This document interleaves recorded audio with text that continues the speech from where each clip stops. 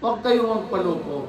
Alam mo, Parliament, ang ambisyon niyan, karamihan, galing kay Lisa Marcos, pati kay Romualdez.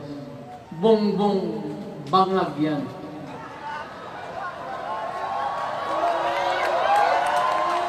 That's why sinasabi ko na sa inyo ngayon, si Bongbong Marcos bangag noon, ngayong presidente na, bangag natin ang presidente. Kanang ICC, gusto lang yun ako ni igawas dere. Timan-in ninyo.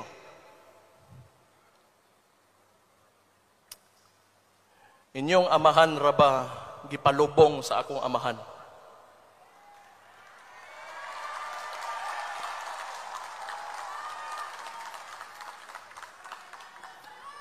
Kana na lang yun unta.